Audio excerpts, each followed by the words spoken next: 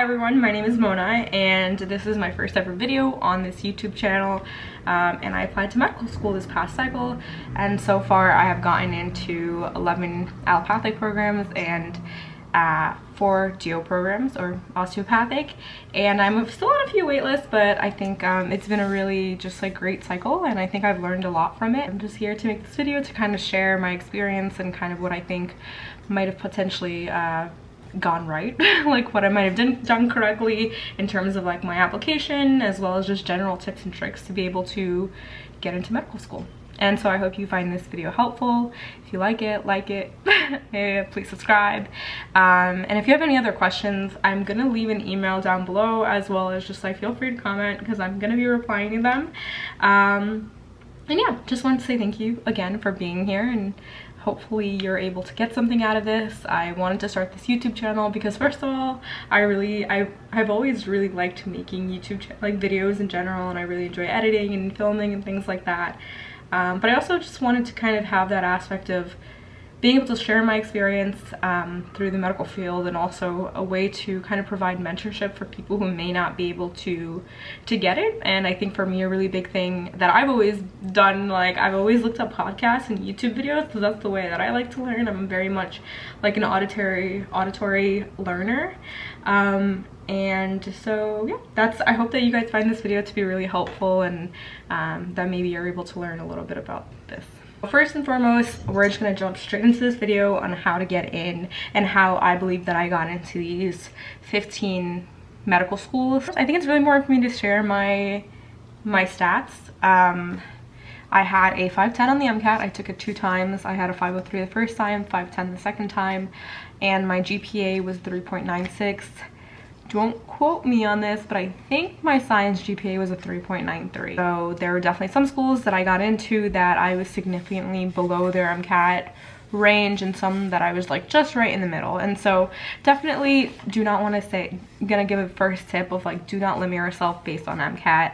And also keep in mind that MSAR, the website that has like this whole database with all these schools and their MCATs and things like that, from the AMC, that the lowest MCAT that it gives you is actually the 10th percentile. I think my first very big tip is to stay organized. You're gonna really thank yourself in the long run that you're staying organized. The way that I did it was by having this one really big spreadsheet. I think I originally took it from another YouTuber.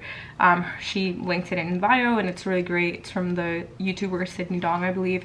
I will link the video down below. And she had a really great spreadsheet. I did add some of my own like addendums to it. Like I added schools that I ended up getting accepted to, interviews. It's really important to know schools like individual missions, and that was just a really great base for me to like pick out what schools I want to apply to, things like that. And in addition to that, due dates and deadlines are extremely important as well. And so I think before this cycle begins, it's really important to just like sit down and be like, okay, here's a checklist of everything I need to do, including things like little things even, such as making your medical school list, such as dates for when you're gonna like submit your primaries for both osteopathic and allopathic, as they have 2 different dates, the AACOMAS, which is the osteopathic one, AMCAS, which is the allopathic one. And just like sitting down, when am I going to take preview, and CASPER, which your schools may or may not require, which are 2 like bioethics, or I think just like ethics exams that you have to pay for. So consider that aspect of it as well as, hey, am I going to pre-write secondaries? When am I going to begin doing that? I think it's really important, of course, to make sure that you're like organizing, like first I'm going to make up my list, then I'm going to write my personal statement, then I'm going to pre-write secondaries. If you're taking the MCAT, like when are you going to give yourself the time to study, because you definitely don't want to burn out. So all these things, I think it's really important to just have a general schedule and like a checklist. So I recommend starting off like a little pre-med notebook slash application cycle notebook, and I'll talk a little bit more about that later. In terms of kind of staying organized and timely, I think it's also very important to apply early. Because medical school admissions are a rolling deadline, it's really important that you apply sooner than later, because as these schools open up other people's applicants, they're going to be kind of at a higher priority than you. For me, I think it was extremely helpful. First of all, I applied to medical school, like the primary application, I think I submitted it for the allopathic programs like almost an hour or 2 after the like cycle the application open for submission. It does take some time to process it, so you also have to keep that in mind. Then as soon as I did that, I began pre-writing my secondaries. This is extremely important because once you like secondary season starts, you're gonna get an influx of emails. Like sometimes you'll get like 3 to 4, sometimes you'll get 5. It starts off slow and then it really starts to build up. And some of these schools, they require like 10 essays. So I think it's just really important to pre-write as much as you possibly can. Another really big one is to really figure out your why. And I believe this is Dr. Ryan Gray who always says it, where it's like, why do you want to be a physician? And then he continues to like ask why. I think it's really important to really dig into it. Look at your personal like journey to medicine. What's making you pursue medicine? Why do you think that you as a person would be a good physician? I think all of these, first of all, like the sooner you do this, the better. You're gonna need to do this for your primary. You're gonna write about why you want to be a doctor in your primary essay. It's gonna consistently come back up in your secondaries, come up in your interviews too. It's like, why do you want to be a doctor? And sometimes you have to talk about your initial, like what brought you into medicine, why you're pursuing medicine as opposed to other fields, which is a very valid question. And so the sooner you do this and the sooner you really outline it, the easier your journey will be. And I think it's also like you're gonna consistently refine this, especially as you go through interviews. Like I felt that I was adding things to it and I was learning more about myself. I think it's really important to really outline that because it's gonna guide the rest of your medical school applications. I also feel like the more articulate you are about why you want to be a physician, the higher chances are of becoming one, because I think these medical schools, especially during interviews, are able to tell like who actually wants to be a physician, especially if you bring in like different personal stories and anecdotes and things like that where you're like really clearly passionate about it. I think it's so important to really think about it. Another tip that I have is to be super specific, and I don't think anyone talks about this, but I think it is so important. And this kind of goes on with the previous example, right? With why you want to be a physician. I think it's also extremely important to be super specific, because it's really easy if you're asked for during an interview question or a secondary question, like, hey, why do you want to be a doctor? And you're just like, I really like to help people, which is like very valid, but it's like, why do you want to help people? Where did you learn that you wanted to help people? Obviously don't like break the laws of HIPAA to be like, oh yeah, I had this patient named so and so, you know what I mean? But I think it's really important to be like, I once had this patient and this happened. And I just think it's really important to be as specific as possible. Not only just like, we're humans and we love storytelling, and I think that that's really important for interviews. I just think it's really important to be like, hey, this is what I learned from this experience, especially in your primary application. I also think it's really important, just as a side note, to know school's mission statements, because I did actually get questions about that. And also, like, do you align with that school's mission statement? And then in addition to that, when schools ask you, why do you want to go to blank school? It is so important to be like, I want to go to this school because of this specific program that you have, because a lot of schools are going to be like, oh, you want to go here just because you're from this state? Or, you know, it's like, does this person actually want to go here? I think there's a ton of podcasts about this and things that I watched about this, but I think one really big one is like, a school wants to tell if you're being authentic and if you actually want to go there. Obviously, they're going to rather have an applicant who's like very passionate about their program, as opposed to an applicant who's like, I just want to go to medical school. Generally, in this question of like, why us, it is so important to try to relate it to things that you've done. So if there's a particular type of research that this school's done that you've also done and you're continuing, like, you want to pursue it, I think it's really important to be like, I really like this school for this reason, as one of the reasons, and I personally done this before, and this is something that I like to continue to do. One that I feel like no one really talks about, but it's like, how do I make a medical school list? Like, where do I apply to? How do I know where to apply to? And although I think maybe going back and retrospectively, like, what I've learned is maybe that I should have been a little bit more lenient with myself and that I was a little bit stringent with my pickings. I do think that I did a good job at picking schools, because when I was actually going through the application cycle, not only did I get accepted to 11 allopathic programs, I feel like that shows like, hey, I'm a good like fit for the program, and I did a good job at tailoring that. I think it's just important because it's like, where do you want to be happy? Where do you think that you'll fit in? What student body do you feel like you'll be most similar to? I think it's really important. This is where that notebook comes in that I talked about a little bit before, and this is the tip that I was given, was to make a page for every medical school that you're interested in. It's okay if you know, you end up not choosing this medical school, it's really important to just like, what I basically did was write down the school. I wrote down, this is not really important like tuition stuff, but like whatever is important to you for a medical school.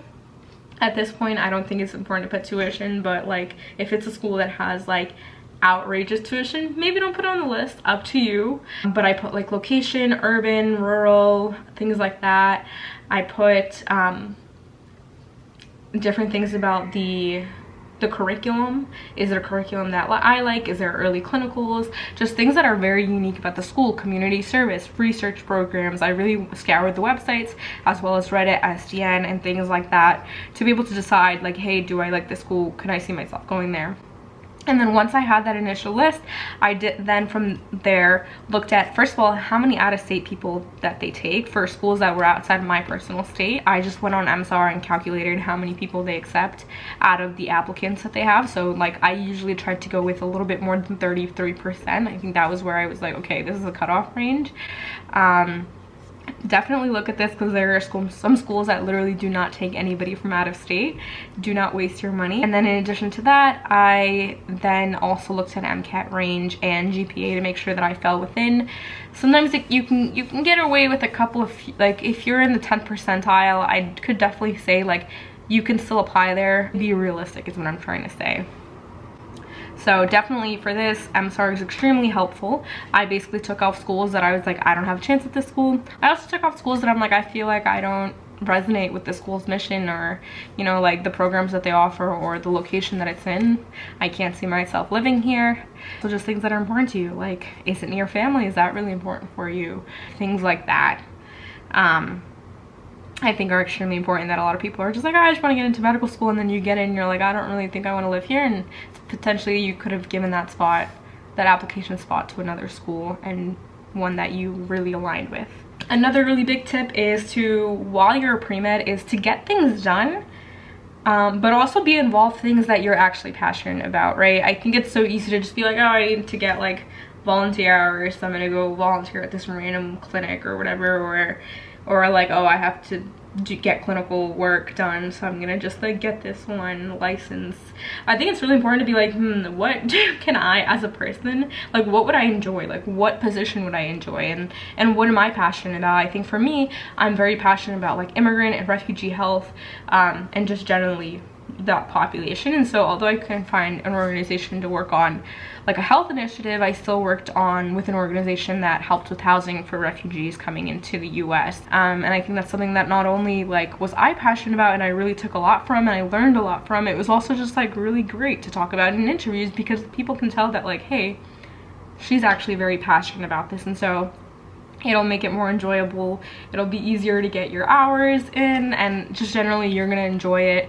And you're not going to be resentful towards the journey. Similarly, I feel like I'm a very social person, and so that's why I really like doing EMS, because I was able to be in the back of the truck, the ambulance, and just like talk to patients and treat them, and that was really great for me too, and I think it really helped. And so definitely like find things that you're actually passionate about and you're not going to resent coming to work with.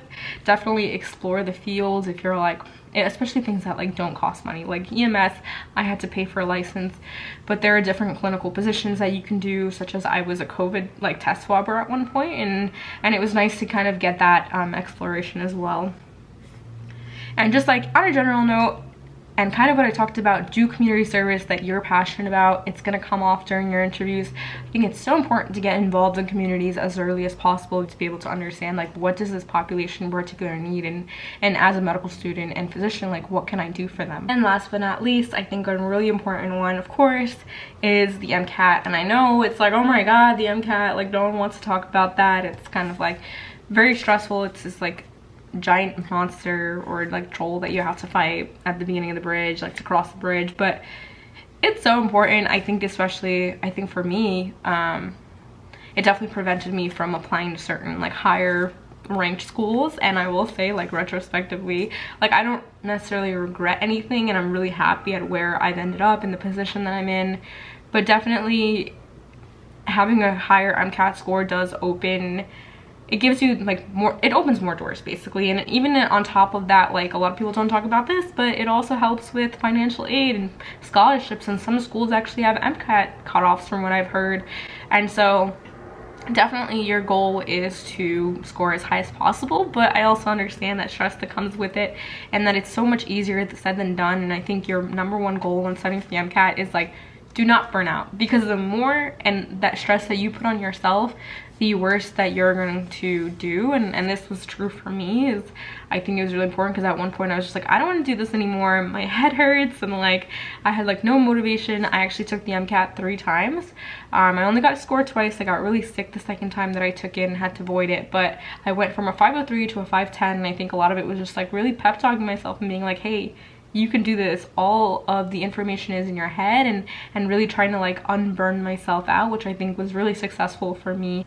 Try to start studying for the MCAT as soon as you possibly can, and just do it in a way that's very strategic and really like look at other people's past experiences. I think for me, I spent a little bit too much time on content review because I was like, I don't know anything, and especially the pandemic really did impact my academic journey. I think that going back, I would probably spend less time on content review, and I think it's really important to do active review questions such as UWorld. UWorld is an extremely helpful resource, and it is just like, it's so important to be able to really look at the questions, be like, what did I get right, what did I get wrong, and really getting used to the way that the MCAT is formatted. And so definitely look at your weak spots and just really focus on the MCAT and try to do as well as you can, especially if you have a GPA that's like not so good, because then you can really offset your GPA with a higher MCAT score. And so yeah, MCAT is super important. I know it's a really big thing that brings a lot of stress to people, but it's also something that can really open doors for you and really can provide you with a much better experience applying to medical school. I think it's really important to try to use as many resources that you think are working for you. And a lot of people are like, oh, I studied this way. It's really important to be like, how did I study in undergrad, and what do I think is my most successful way of studying? For me, I really liked watching videos, I really liked mnemonics, I really liked UWorld, and I also really liked Anki, and I feel like those were the ones that really helped me. And I think it's really important to kind of like play around and be like, what's helping me the most? So with that being said, thank you guys so much for tuning into my first ever video. I really do appreciate it. I hope that you learned something and that you're able to take away something from this and that it was helpful. And yeah, if you have any questions, please comment down below, and I hope to see you in my next video. Bye!